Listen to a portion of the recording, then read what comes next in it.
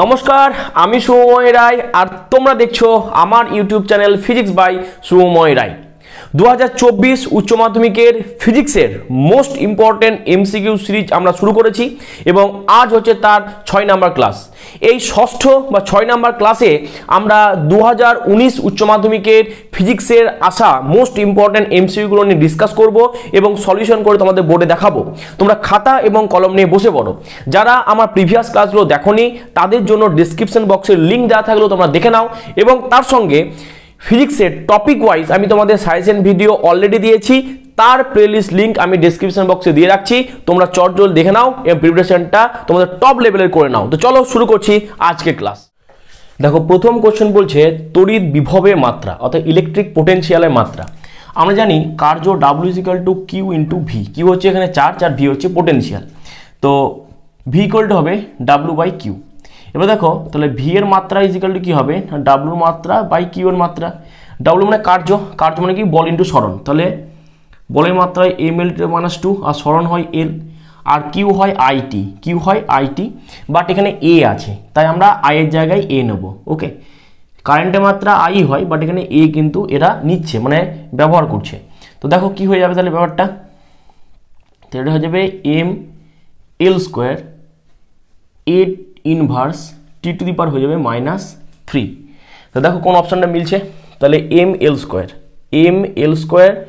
t⁻³ a inverse, তাহলে option B will be the correct answer. দেখো দ্বিতীয় প্রশ্ন কি বলছে, একটি তারের দৈর্ঘ্য 1% বাড়ানো হলো কিন্তু আয়তন স্থির রাখা হলো, এর ভলিউমের কোনো চেঞ্জ হয়নি, তবে কি হবে? তাহলে দেখো দৈর্ঘ্যের পরিবর্তন হয়েছে কিন্তু তারটার তো পরিবর্তন করেনি, অর্থাৎ তারটা যে তার ছিল সেই তারটাই আছে। তাহলে তারের যেহেতু পরিবর্তন হয়নি তার রোধাঙ্কের কিন্তু কোনো পরিবর্তন হবে না। এবার আমরা কি জানি, আমরা জানি আর ইকুয়াল টু কি হয়, ρL/a হয়। এখানে আরটা হচ্ছে রোধ, রোধটা হচ্ছে রোধাঙ্ক, এলটা পরিবাহীর দৈর্ঘ্য, এ হচ্ছে ক্ষেত্রফল। তাহলে দৈর্ঘ্য বাড়লে তোমার রোধ বাড়বে। তাহলে দেখো অপশন বি আর দিয়ে কি দেখছি, একটাতে রোধ বাড়ছে একটা রোধ কমছে। ওকে, তো এটা দেখে আমরা বলতে পারবো না, কারণ কি, কারণ এখানে তোমার যেটা ভলিউমটা কি আছে না স্থির আছে, ভলিউম কি আছে স্থির আছে। তো আমাকে দেখতে হবে যে এর ক্ষেত্রফলেরও কি পরিবর্তন হচ্ছে সেটা আমাকে দেখতে হবে। তো দেখো এটা হচ্ছে পরবর্তী ক্ষেত্রে তাহলে কি হবে না, পরবর্তী ক্ষেত্রে আর ড্যাশ ইকুয়াল কি হবে, রো ইন্টু হবে এল ড্যাশ বাই হবে এ ড্যাশ। তো এল ড্যাশের ভ্যালু কি হবে না, এটা 1% বেড়েছে, অর্থাৎ যা ছিল এল তার 1% বৃদ্ধি কি হলে কি হবে, 101 বাই হবে 100। ওকে, এবার ভলিউমের চেঞ্জ হয়নি, তাহলে প্রথমে যা ভলিউম ছিল মানে ভি, তাহলে পরবর্তী ক্ষেত্রে ভলিউম বা ভলিউমটা কি হবে তোমার সেম হবে, তাই না? তা V equal to V dash. V মানে কি হয় না, ভলিউম হয় ক্ষেত্রফল ইন্টু দৈর্ঘ্য, ক্ষেত্রফল ইন্টু দৈর্ঘ্য। তাহলে পরবর্তী ক্ষেত্রে ক্ষেত্রফল এ ড্যাশ, দৈর্ঘ্য এল ড্যাশ। ওকে, তাহলে দেখো তাহলে এ ইন্টু এল ইজিক্যাল টু হবে এ ড্যাশ, এল ড্যাশ কত না 101 এল বাই 100। তাহলে দেখো এল এল কাটলো, তাহলে এ ড্যাশ ইকুয়াল টু কি হয়ে যাবে না 100 বাই হবে 101 ইন্টু হবে এ। ওকে, তাহলে কি হয়ে যাবে এবার, এবার যদি আমরা দেখি আর ড্যাশ, তাহলে কি হয়ে যাচ্ছে না রো থাকলো, তাহলে এল ড্যাশ জায়গায় কত বসবে 101 এল বাই হবে 100, আর নিচে হবে 100 বাই 101 ইন্টু হবে এ। ওকে, তাহলে দেখো তাহলে হয়ে যাচ্ছে 101 এল বাই 100 ইন্টু 101 বাই 100 এ। তাহলে কি হয়ে যাচ্ছে না 101 বাই 100 তার হয়ে যাচ্ছে হোল স্কোয়ার ইন্টু হয়ে যাচ্ছে রো এল বাই এ। তাহলে 101 বাই 100 এর হোল স্কোয়ার কত হবে না 101 বাই 100 মানে হয়ে যাচ্ছে 1.01 তার whole square rho l by A. তো দেখো 1.01কে যদি মনে করো গুণ করা হয় তাহলে কত হবে, দেখো 101 ইন্টু 000 ইন্টু 101, তার মানে হচ্ছে 101,201, তাহলে 1 2 3 4, তাহলে 1.02, তাহলে হচ্ছে 1.02।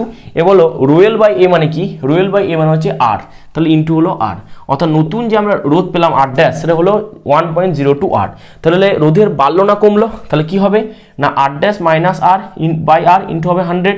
তাহলে এখানে আর ড্যাশ মানে কত না 1.02 আর। তাহলে যদি আমরা আচ্ছা পরবর্তী ক্ষেত্রে আরটা কমন নিচ্ছি ইন্টু 100, তাহলে যদি এখানে আর কমন নিই তাহলে কত হবে 0.12 - 1 বাই আর ইন্টু হবে 100, আর যাবে কেটে, তাহলে 0.02 ইন্টু 100 ইজিক্যাল টু হবে 2%, যেহেতু প্লাস তাই হয়েছে বৃদ্ধি, তাই এখানে কি হবে option B will be the correct answer, অর্থাৎ রোধ কি হবে না 2% বৃদ্ধি পাবে। দেখো এই কোশ্চেনটা তোমার টেস্ট পেপারে তোমরা দেখতে পাচ্ছ প্রত্যেকটা পেজে পেজে এই কোশ্চেনটা তোমার দেওয়া রয়েছে। ওকে, তো কি দেওয়া রয়েছে না শক্তি, একটা হাইড্রোজেন পরমাণুর নিউক্লিয়াসের চতুর্দিকে একটা ইলেকট্রন ঘুরছে এবং সেই ইলেকট্রনের শক্তি দেওয়া আছে, তাহলে ওই ইলেকট্রনটি কৌণিক ভরবেগ বের করতে বলেছে। তাহলে শক্তি En ইকুয়াল টু কি হয় -13.6 বাই n² eV হয় ইলেকট্রন ভোল্ট। তাহলে E এর মান কত -1.51 eV equal to -13.6 by n² eV। eV কাটলো মাইনাস মাইনাস কাটলো, তাহলে n² ইকুয়াল টু হয়ে গেল 13.6 বাই 1.51, ভাগ করলে আসবে 9, তাহলে n ইকুয়াল টু হয়ে গেল 3। ওকে, এবার কৌণিক ভরবেগ কি হবে, দেখো আমরা জানি বিজ্ঞানী বোরের মতে তার কোয়ান্টাম সত্য কি না কৌণিক ভরবেগ mvr ইকুয়াল টু কি হয় না nh বাই 2 পাই, এখানে n কত 3, তাই অ্যান্সার হবে 3h বাই 2 পাই, কৌণিক ভরবেগের মান হয়ে যাবে 3h by 2 pi, option C will be the correct answer. দেখো এই কোশ্চেনটা তোমাদের পদার্থের চুম্বক ধর্ম যে চ্যাপ্টারটা সেই চ্যাপ্টার থেকে দিয়েছে। আমরা জানি যে একটা চুম্বককে তার ভর কেন্দ্র বরাবর যদি সুতো দিয়ে ঝুলিয়ে দিই তাহলে কি হবে না উত্তর মেরুতে কি হবে, তার উত্তর মেরুতে মানে যেটা পৃথিবীর যে উত্তর মেরু সেখানে কি হবে না চুম্বকের উত্তর মেরুটা ঢলে থাকবে, আর যদি দক্ষিণ মেরুর দিকে আমরা যাই তার দক্ষিণ মেরুটা থাকবে ঢলে, আর নিরক্ষীয় অঞ্চলে কি থাকবে না একদম সমান হয়ে থাকবে। ঠিক আছে, তাহলে যতটা ঢলে থাকছে এই যে অ্যাঙ্গেলটাকে তোমার বলা হচ্ছে কি বিনতিকোণ বা নতিকোণ।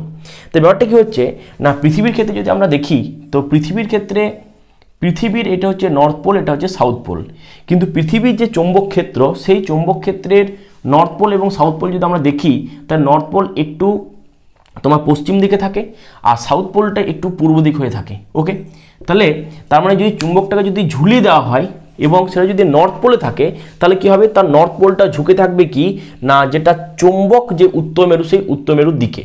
ওকে, তাহলে বলছি পৃথিবীর যে স্থানে নতিকোণের মান 90 ডিগ্রি নর্থ, অর্থাৎ 90 ডিগ্রি নর্থ মানে কি আমরা নর্থে আছি, তাহলে যদি চুম্বকটাকে যদি আমরা ঝুলিয়ে দিই বেঁধে তাহলে তার নর্থ পোল থাকবে ঝুঁকে, তাহলে সেটা কোথায় না সেটা হবে চুম্বক উত্তর মেরুতে, অর্থাৎ এইখানটাতে কিন্তু নয়, এটা হচ্ছে ভৌগোলিক উত্তর মেরু, তাহলে ভৌগোলিক উত্তর মেরু হবে না, হবে চুম্বক উত্তর মেরু, answer will be option B.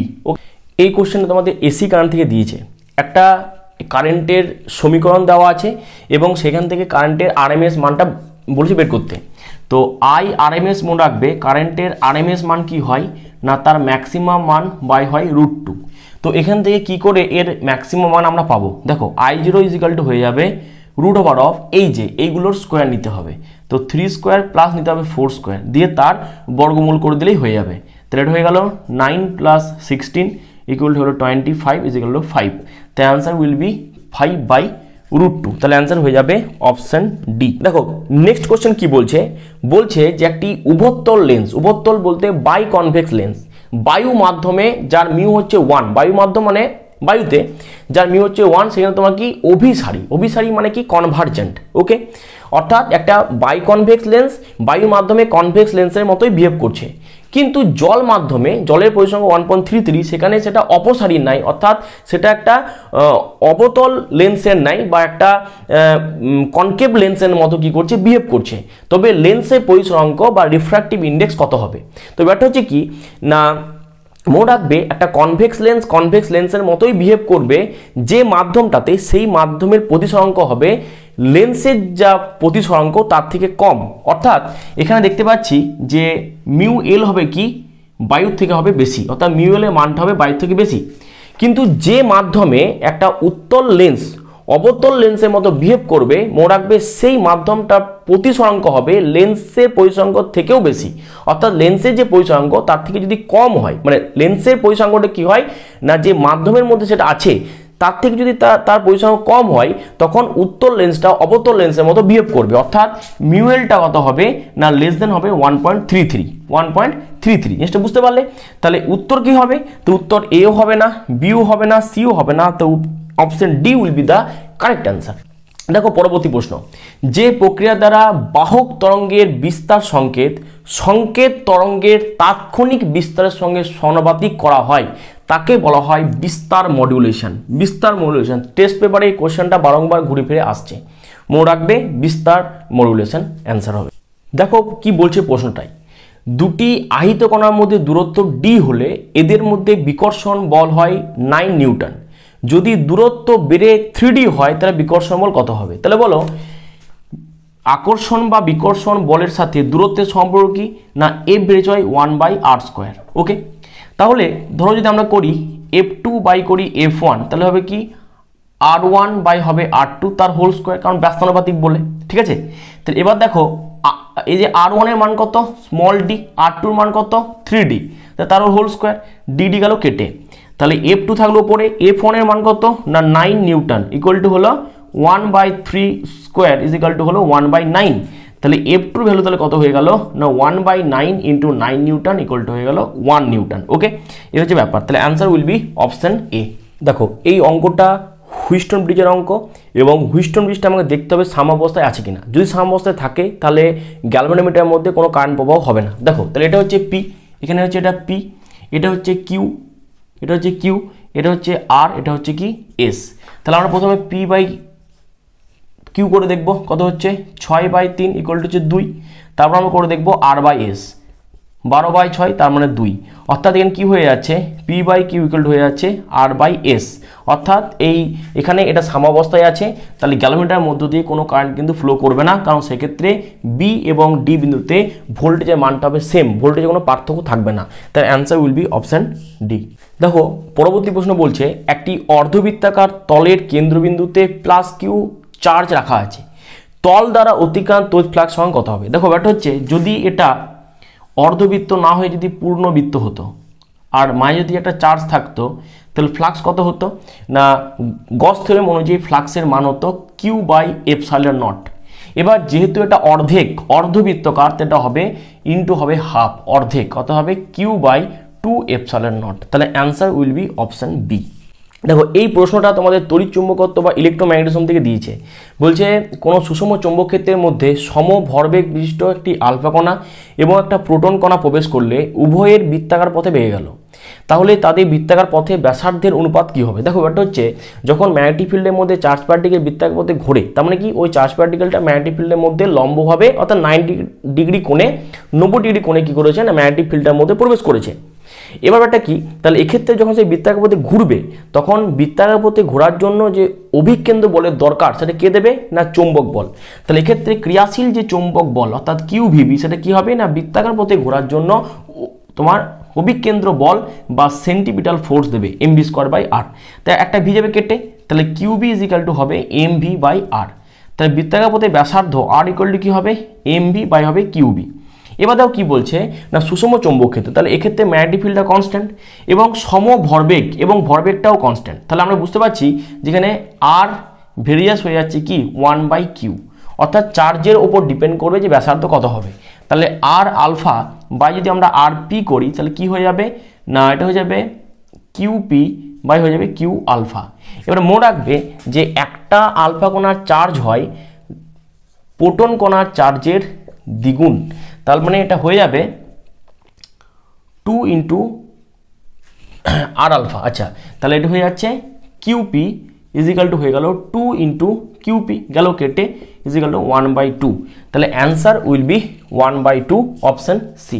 এই প্রশ্নটাও তোমাদের তড়িৎ চুম্বকত্ব বা ইলেকট্রোম্যাগনেটিজম থেকে দিয়েছে। কোশ্চেনে কি বলছে 0.5 মিটার দীর্ঘ ঋজু পরিবাহীকে ধনাত্মক এক্স অক্ষ বরাবর রেখে 1 অ্যাম্পিয়ার তড়িৎ প্রবাহ চালনা করা হচ্ছে।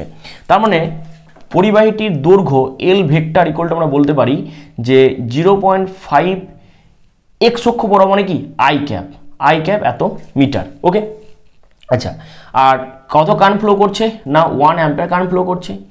আর ম্যাগনেটিক ফিল্ডের মান কত? ম্যাগনেটিক ফিল্ডের মান হচ্ছে 2i cap plus 4j cap এত টেসলা। তাহলে বলছে যে পরিবাহীটির ওপর যে বল প্রযুক্ত হয় তার মান এবং দিক কি হবে। দেখো তাহলে প্রযুক্ত বলের ফর্মুলা কি হবে না এফ ভেক্টর হবে আই এল ক্রস বি। আমরা জানি প্রযুক্ত বল F equal to BIL sine theta, তার মানে এই ভেক্টর ফর্মটা কি না F vector equal to I L cross B. তাহলে দেখো আই থাকলো, আচ্ছা মান বসিয়ে দিই আয়ের 1, এল কত এল হচ্ছে 0.5 I cap 0.5 I cap cross কি হয়ে যাচ্ছে। আচ্ছা এটাকে আমরা বিয়ের ভেক্টর বসাবো। দেখো তাহলে 2i ক্যাপ প্লাস হয়ে গেল কত 4j ক্যাপ। ওকে, তাহলে দেখো এবার কি হবে না 0.5 ইন্টু 2, 0.5 ইন্টু 2 মানে কত হয়ে যাবে 1, কিন্তু হয়ে যাচ্ছে আই ক্যাপ ক্রস হয়ে যাচ্ছে আই ক্যাপ, প্লাস 0.5 ইন্টু 4 মানে হবে 2, আর হয়ে যাচ্ছে I cap cross J cap. এই জায়গাটা বুঝো, 0.5 ইন্টু 2 মানে হচ্ছে 1, তো ওই দুটো স্কেলার তো গুণ হলো, আর আই ক্যাপ হচ্ছে কি ভেক্টর, তাহলে ওদের মধ্যে ক্রস হলো প্রোডাক্ট, আবার প্লাস কি হলো 0.5 আর 4 এর মধ্যে গুণ হলো, তো 0.5 ইন্টু 4 মানে 2, আর আই ক্যাপ ক্রস তোমার জে ক্যাপ হলো। এবার I cap cross I cap মানে হচ্ছে 0, ঠিক আছে, আর I cap cross J cap মানে হচ্ছে কে ক্যাপ, তাহলে answer will be 2 K cap. তাহলে এফ ভেক্টর ইকুয়াল টু হয়ে যাচ্ছে 2 কে ক্যাপ।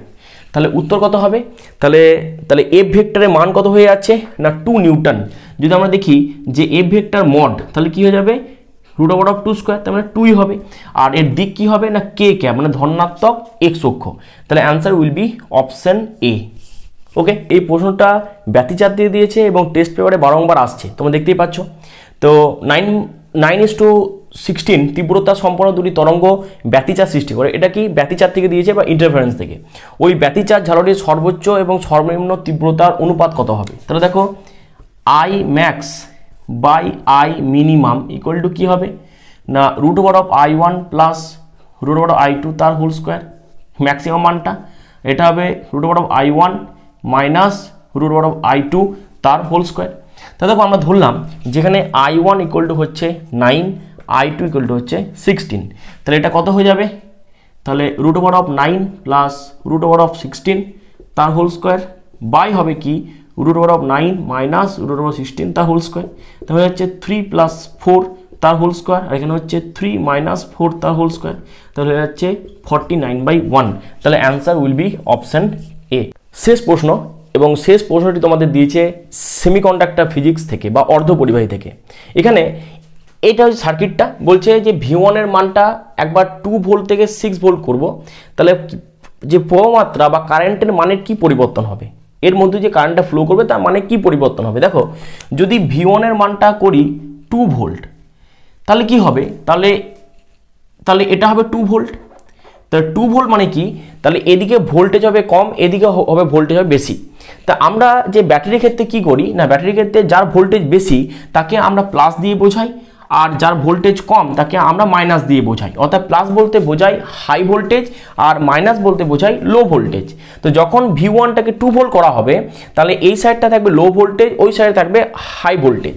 এবার এটা হচ্ছে একটা PN জাংশন ডায়োড, তাহলে এটা হচ্ছে P, এটা হচ্ছে N, তার মানে P এর সঙ্গে নেগেটিভ এবং N এর সঙ্গে পজিটিভ থাকবে যুক্ত, তার মানে এটা তাহলে কি চলে যাবে না বিপরীত বায়াস বা রিভার্স বায়াসে তোমার চলে যাবে PN সংযোগটা। আর PN সংযোগ রিভার্স বায়াসে কিন্তু কোনো কারেন্ট ফ্লো করে না, তার মানে 2 ভোল্ট যদি এখানে দিয়ে দিই তাহলে কিন্তু কোনো কারেন্ট ফ্লো করবে না, জিরো কারেন্ট ফ্লো করবে। এবার যদি কি হয় এটাকে 6 ভোল্ট করা হয়, যদি একে 6 ভোল্ট করে দেওয়া হয় তাহলে কি হবে, তার মানে এটা চলে যাবে তোমার কি হাই পোটেন্সিয়ালে, এটা চলে যাবে তোমার কি লো পোটেন্সিয়ালে। অর্থাৎ সেক্ষেত্রে P এর সঙ্গে পজিটিভ, N এর সঙ্গে নেগেটিভ হবে যুক্ত, তার মানে এক্ষেত্রে কিন্তু আমরা কারেন্ট পাবো, কারণ এটা হবে ফরওয়ার্ড বায়াস। তো সেক্ষেত্রে কারেন্টের মান কত হবে না, কারেন্টের মান হবে 6 - 3, 6 - 3 হবে ভোল্টেজটা, এত 3 ভোল্ট হয়ে যাবে ভোল্টেজ, আর কারেন্ট কত হবে I ইকুয়াল টু কী হবে V/R, অর্থাৎ হবে 3 বাই রেজিস্ট্যান্স কত না 150, তার মানে 1/50 অ্যাম্পিয়ার। এবার অ্যান্সার দেখো কত আছে না মিলি অ্যাম্পিয়ারে, তার মানে 1 অ্যাম্পিয়ার মানে কত না 1000 মিলি অ্যাম্পিয়ার। ওকে, তাহলে অ্যান্সার কত হয়ে যাবে না 20, তাহলে হবে 20 মিলি অ্যাম্পিয়ার। ঠিক আছে, তাহলে অ্যান্সার কত হয়ে যাবে না 20 milli ampere, option B will be the correct answer. তাহলে এখানেই আমাদের আজ ক্লাসটি আমরা সমাপ্ত করছি, দেখা হবে পরবর্তী ক্লাসে। ভালো করে তোমরা পড়াশোনা করবে এবং সুস্থ থাকবে।